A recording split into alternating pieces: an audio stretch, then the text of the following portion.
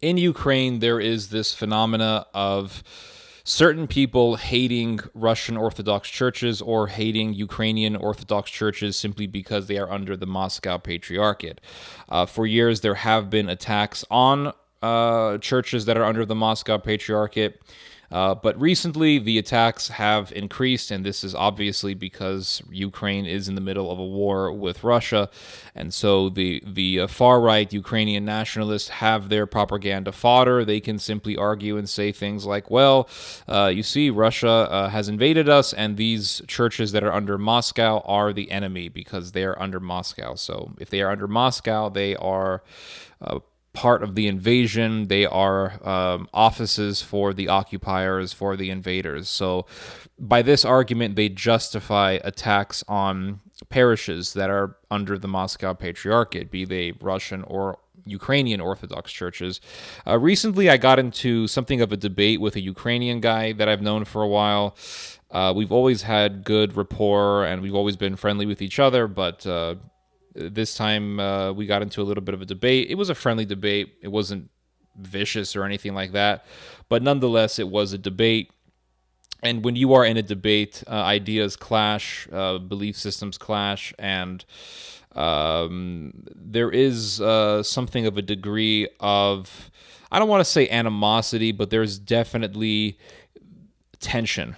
There's definitely tension. And this Ukrainian guy was responding to a video that I had done on a story in which a church in Ukraine was closed down because far-right Ukrainian nationalists were pushing for its closure. They wanted the church to close down simply because it was under the Moscow Patriarchate. I also talked about in that video of another church in which far-right nationalists entered the parish, and they were armed with guns, and they forced the priest to leave the parish. They forced the priest to leave the church. And so this Ukrainian guy wrote to me, and he said that these churches are part of the Moscow government. Therefore, they are an enemy to Ukraine, and so these churches need to be closed down. What was interesting about this conversation was that this guy he would be considered a moderate. I mean, he is a moderate in comparison to members of groups like Azov or Eider or Right Sector or Svoboda, and all these groups are connected in some way or another. Ideologically, they're all the same. This guy was a moderate, and here is a moderate telling me that Russian Orthodox churches need to be closed down because they are part of the enemy. And so here you see prejudice, and here you see really hatred that it's enveloped in this face of moderation. And this face of moderation is one that says we are being invaded, therefore we can close down churches.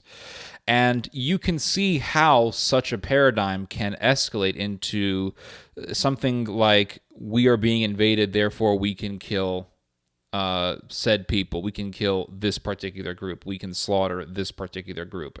And I do not put it past Ukrainian nationalists. I don't put it past them doing something like this, given their history. And there has been numerous acts of violence done against ethnic Russians in Ukraine. There's a lot of horror stories out there. And in Ukraine, they have a reverence for the fighters of the past, right? I mean, one of the phrases of the Ukrainian nationalist is "Herodium Slava," which means glory to the heroes. And the heroes, I'm going to assume by heroes they mean people who have fought for Ukraine, people who have fought and died for an independent Ukraine. The apex of the fight for an independent Ukraine can be found in the Second World War. I mean, right now we're entering into another global conflict. We're in the transition towards one, and so we will see another. I think we will see another revival of this fight for an independent Ukraine. I mean, you're already seeing it with the fighting between Ukrainians and Russians. So we're seeing the formation of a new era of fight for Ukrainian independence. But during the Second World War, you really saw serious fighting and serious bloodshed that was done in the midst of in the midst of a fight for an independent Ukraine, a struggle for an independent Ukraine. There was a war between Ukraine and Poland. Poland won. Poland took a big chunk out of Ukraine. Now millions of ethnic Ukrainians are living in what would be technically Poland. So now you have Poles and Ukrainians living amongst themselves, living with each other in the same regions, Volhynia and others, East Galicia. And eventually the Ukrainian nationalists just butchered around 100,000 Poles. And it could have been more than that. The number could be higher than that, but the official number is around 100,000. And so what was that about? I mean, that was, let's kill the occupiers. And the Ukrainian fanatics, the Ukrainian nationalists, they attacked Catholic churches. They murdered Polish priests. And all of this was done in the name of fighting an occupier. Now, when I was talking to this Ukrainian guy that I know, he was trying to justify to me this idea of literally closing down churches simply because they are Russian. I mean, as an American, I was always taught that any sort of action done against a group of people because of their religion is considered discrimination and prejudice. And here we are in America, and we're hearing stories about churches being closed down because they are Russian, all due to a war that is taking place. And you can sit there and say, well, the Russian Orthodox churches they're part of Russia, so therefore these people are justified. Well, if that's, and they'll say, well, because the Russian Orthodox churches support the war, or the Moscow Patriarchate supports the war. But what about the Ukrainian Orthodox churches? And what about all of the Ukrainians who willfully choose to go to churches that are under the Moscow Patriarchate? What about those people? Are those people also the enemy? Would you then encourage Ukrainians to kill other Ukrainians simply because those particular Ukrainians willfully choose to go to a parish that is under the Moscow Patriarchate? If you support such actions, then you willfully you willfully become antithetical to your own constitution that you praise, which uplifts the idea of freedom of religion. It's right there in the First Amendment. Freedom of religion. There is a freedom of religion. This is codified. It's part of the American culture. Freedom of religion. It's always been here. And so to sit there and say, well, because the Russian Orthodox Church supports the war, therefore discriminatory laws can be made against churches. I mean, it goes against everything that Americans claim to believe in. And if you really want to uphold to that, I mean, by that very paradigm, during the Iraq War, you should be. I mean, during the Iraq War, I mean, people should have been saying, well, because all the evangelical churches in America support the Iraq War, that means that Iraqis living in the U.S. have the right to attack evangelical churches or call for those churches to be closed down. Now imagine during the Iraq War, a mob of Iraqis in America saying, we want all evangelical churches to be closed down because they are supporting the invasion of our country. Or imagine every single church in Iraq that was founded by American missionaries being closed down because, well, those churches were the result of American missionaries in Iraq, and therefore they need to be closed down because they're part of the invaders. They are the enemy. I mean, this is literally the mentality that you are promoting if you believe in such an ideology. Now, what's interesting is how they automatically point to the current war to justify these actions and such a discriminatory policy.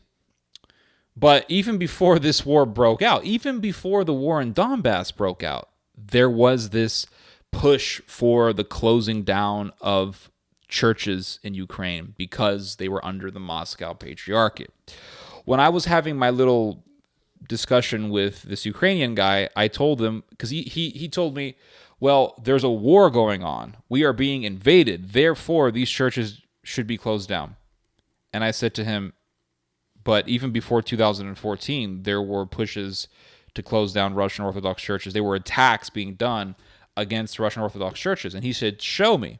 So I sent him an article from 2013 talking about an attack on a Russian Orthodox church. Or I think it was definitely a church that was under the Moscow Patriarchate. It could have been a Ukrainian Orthodox church. And he said, this article is years old. He said it was 10 years old, but yeah. He said, this article is old. I said, yeah, I know it's old. That's the point. The point is that before the war broke out in Donbass, before the Russians invaded Crimea or annexed Crimea, however you want to look at it, there were nationalists who were attacking the Russian Orthodox Church. That's the whole point. So then he says, well, the Russians have hated us for 300 years. And it's like, okay, so before it was, the war, which just began. And then it's like, well, no, there's what happened in 2014. Okay, well, let's go before 2014. Well, 300 years now. I mean, talk about widening the goalpost. But there were two events that took place. One in 2012, one in 2013, and I actually wrote about this years ago. I've actually been talking about the Ukraine for a long time. I keep saying this, and I'm going to do it. I want to re-upload.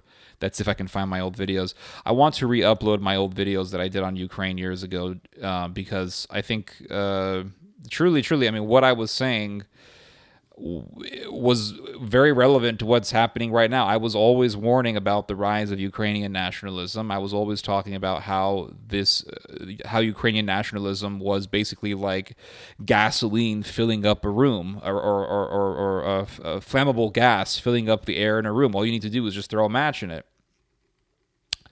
But in May of 2012, I wrote this down years ago. In May of 2012, around 30 Ukrainian nationalists attacked a church in the Dnipro part of Kiev. This is in 2012, not 2014.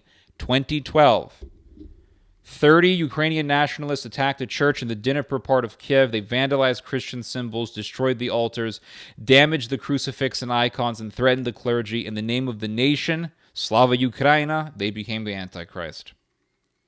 In April of 2013, 300 Ukrainian nationalists, carrying the flags of the Svoboda Party, a Nazi party, tried to storm a church in Novo-Arkhangelsk. They broke the gates and the doors of the church and tried to hit the clergy who were in the courtyard of the church.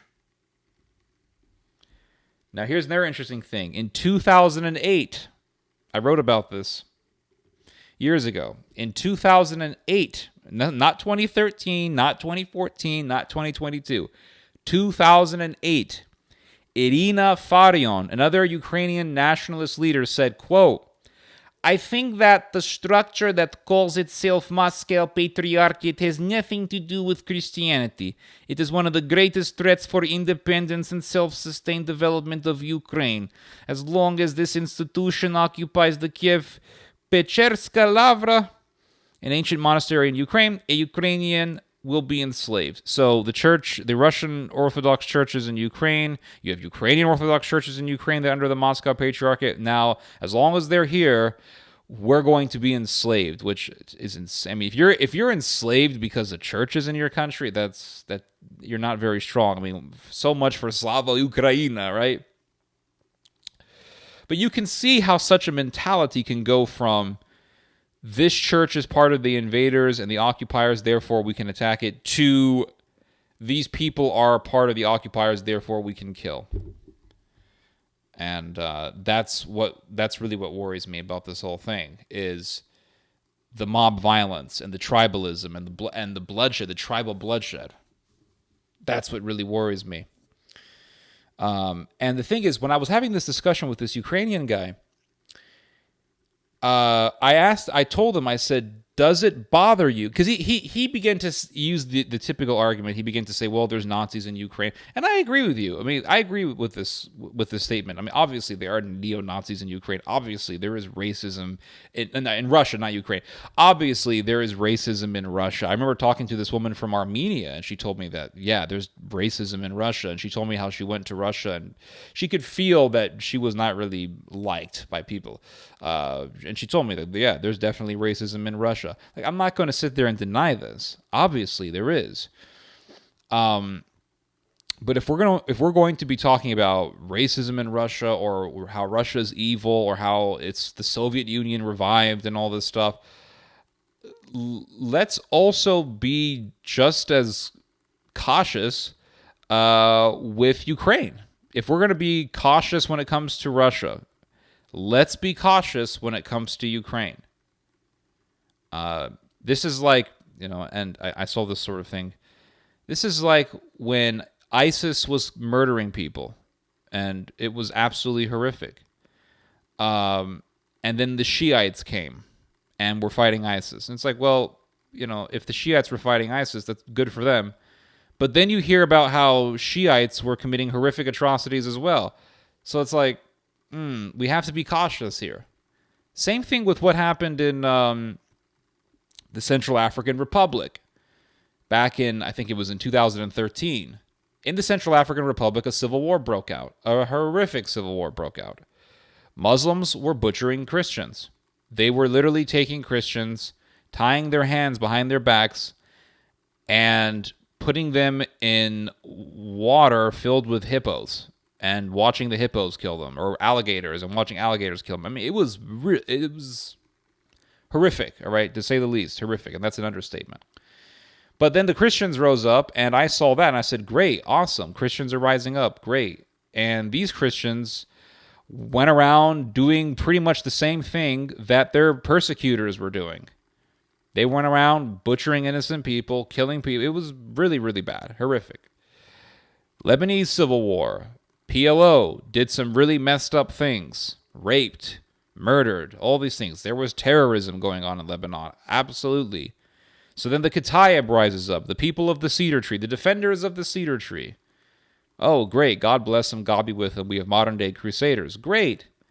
But then you have Quarantina, in which, I want to say over 1,000 or so Palestinians were killed because of dehydration, because the Kataib wouldn't let water into the area.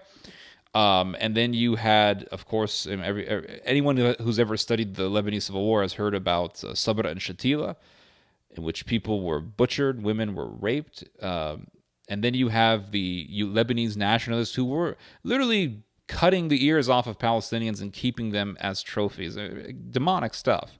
So we have to be cautious, everybody. We have to be cautious. And before you jump into the big Slava ocean, the Slava Ukraina, before you jump into that stuff, you have to be cautious. You got to be cautious. Because when you look at Ukraine and you see the nationalism and you see the reverence for mass murderers like Bandera, Roman Shufkovich, I wrote down this one guy's name. It's Yevhen Konovalets, Stepan Bandera. When you see the OUN, the Organization of Ukrainian Nationalists, when you see the praise for these Ukrainian nationalist leaders who were mass murderers during the Second World War, who were responsible for the deaths of tens of thousands of Polish people, and the praise for the OUN, which was the organization of Ukrainian nationalists, the nationalists that would carry out the slaughter. When you see the praise for these people, and it's so mainstream in Ukraine, that should be worrying. That should be worrying. The fact that the Ukrainian parliament made Bandera's birthday into a national holiday, the fact that the Ukrainian parliament declares the OUN and the people who fought for the OUN to be heroes, and this Ukrainian guy that I talked with, he was telling me about how, well, Bandera was a hero and he represents independence. That's it. He represents independence And that's why there is this reverence for Bandera in our country. Okay, well, what's stopping the Germans from making the same argument about Hitler? Hitler, yeah, we know he did some messed up stuff, but, he represents anti-communism. I mean, I could literally make the same argument for Hitler. It makes no sense. Why would you make heroes out of mass murderers? I mean, you could... I'm pretty certain there are other people in Ukraine's history that you can look up to except those people. It doesn't have to be those guys. It's sickening. The fact that the fact that this exists in Ukraine tells me a lot. And he began to tell me, this guy I was talking with, he began to tell me, oh, there's Nazis in Russia. I said, well, okay, there's Nazis in Russia. He says, what do you think about those Nazis in Russia? I said, they're evil. Simple. That's my answer. Evil. And then I asked him, okay, now that I've answered your question, because I don't like dodging questions, answer me this question. What is your opinion on the giant torchlight rallies that happen every year in Ukraine in the honor of Bandera and people, where people are screaming Slava Ukraina and pray and Herodium Slava and praise Bandera and Ukraine above all? What is your opinion on those people? He told me it does. You know what he told me? It doesn't bother me. That's what he told me. He told me it doesn't bother me. I said, so, and the thing is that he was sending me photos, and he sent me a video of a Nazi rally in Russia. And I said, evil. And then I sent him a video of a Nazi rally in Ukraine. Okay, what's your opinion on this? Oh, it doesn't bother me. I said, so how come when you sent me the video of the Russian Nazis, I said it's evil, and I send you a video of the Ukrainian ultranationalists, you say it doesn't bother you? Something's off. Something is off about this whole picture. And so I want to share with you guys some stories of, because it's obvious that the hatred for the Russians, it goes beyond this war, right? It's not just about this war. People blame the war. Oh, it's the war. It's the war. That's why they hate the churches. Well, going back to, I can show you this quote from this Ukrainian nationalist going all the way back to 2008, in which he's talking about why these churches need to be closed down. It goes beyond the war. The war is now being used as propaganda to intensify this sentiment. But it goes beyond the war. There was a couple of articles that I read today on recent attacks on Russian Orthodox churches. This one is from a website called the Ruskline, and it says here, a group of armed men in military uniforms and balaclavas attacked the Nicholas Cathedral in Mariupol, where a lot of the fighting is taking place, in Donetsk region. The incident occurred on the afternoon of February 25th, 2022, during the celebration of the sacrament of baptism in the church, Donetsk.church.ua reports. The attackers beat an employee of the cathedral, a security guard, and a priest, took money from the church's safe, food, and household items. I don't know what this has to do with Slava Ukraina. I don't know what stealing money from a church has to do with Ukrainian independence. How does that help independence? I don't know. In addition, they stole 2 clergy cars from the temple grounds. I don't know what this has to do with helping an independent Ukraine. The staff of the cathedral, due to being in a state of shock, failed to determine the group's belonging to a specific type of armed formation, the message says. Unknown people threw stones at the church of St. Seraphim of Sarov in the town of Golaya Pristan, Kherson region. The windows in the church building were broken.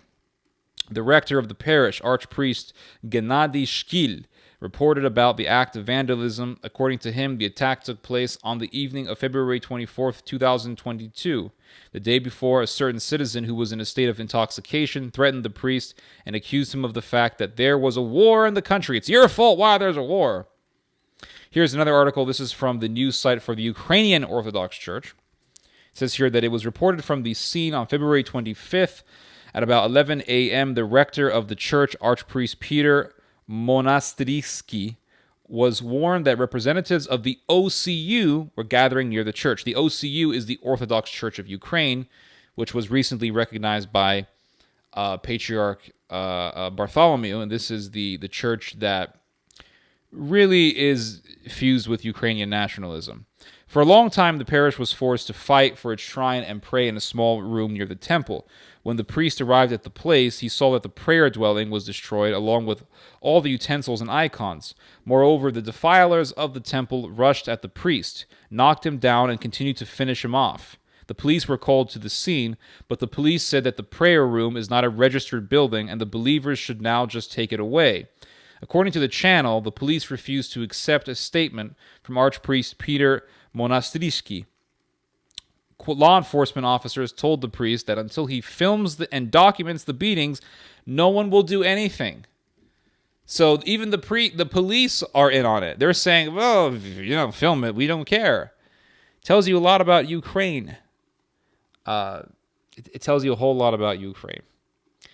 And I can see how it can go from this type of mob violence to let's go out and kill every Russian we see. I can totally see how that sort of thing could happen in Ukraine. It's not far-fetched at all to make such a prediction. The same thing happened in Poland when the Ukrainian nationalists butchered around 100,000 people, and they killed priests, they attacked churches. Why? Because they all represent the Polish occupier, the Polish invader, because Poland defeated Ukraine in 1920, I think it was. And what's amazing is that you have Poles who will actually go against me for what I'm saying about Ukraine. They'll say, "Oh, Russia's bad. Russia's..." Okay, I'm not saying Russia is exempt from criticism, but let's not forget that in Ukraine, the people who murdered Poles are praised as heroes. They're praised as heroes.